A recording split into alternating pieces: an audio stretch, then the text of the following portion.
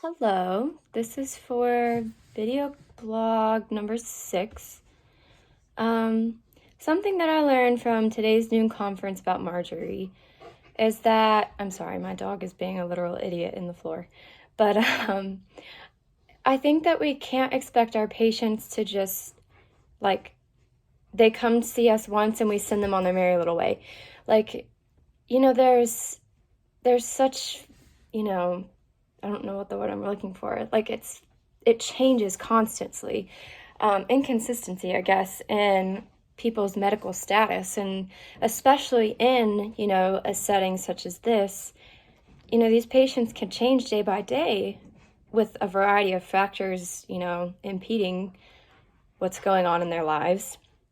I think that as a new clinician, I would get discouraged if I discharged this patient and then 2 weeks she was back in my room. What am I doing wrong? Did I not give great therapy? What do I need to change for this time? And, really her treatment plan didn't even change.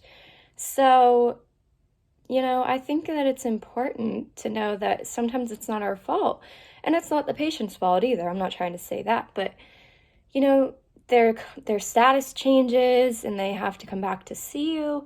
And, those things happen, and it doesn't make us a bad speech therapist. It doesn't make them a bad patient. It's just that, it's how life happens. So I think applying that clinically is important because, especially as new therapists, I think we're hard on ourselves and we'll think that, oh my gosh, I'm doing a terrible job. This lady is back in my office. I just discharged her. But no, it's not necessarily that. It could be that, like I said, there's a change in her status and she just needs our assistance again. So I think just applying that is important, to not get down on ourselves. Of course, analyze. It's important to self-reflect. But if you don't see a problem with your treatment, just know that it could have just been something going on with the patient and they just need your support at the time.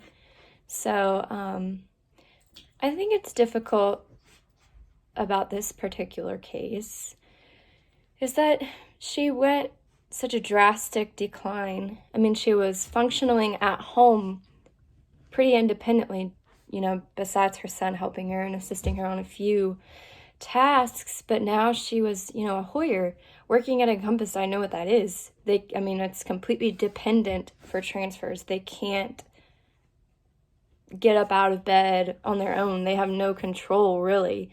They can't give you enough effort to help you complete the transfer. So I think it's difficult to think about, this lady was functioning on her own and taking care of her house and herself, and now she was having to be Hoyered, which I don't know if she's doing better now, which actually, yes, she is, because Hannah said that she was sitting in her recliner. But, for that period of time, I understand why she was depressed. I would be too.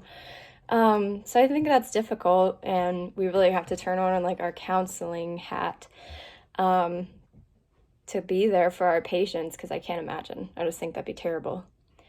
And what was exciting about this conference, I just think that there is a way that we can help COVID patients. I think a lot of times, people think of respiratory or cardiac because, their heart is weak after a COVID infection. They think of PT because they've been laying in the bed so long and they need to learn how to use those muscles again. Not learn, but, retrain them. But, speech therapy has an integral role too, and I think that's exciting. That somewhere in the midst of this pandemic, we fit into it too. So, I think it's exciting that we'll get to be there for those patients who've possibly just come off the worst part of their entire lives, and we're there to help in any way that we can in our scope of practice, and I think that's exciting. So, yay us! And, I don't know, can you see Brody being a moron? So anyway, love him, and, yay, bye!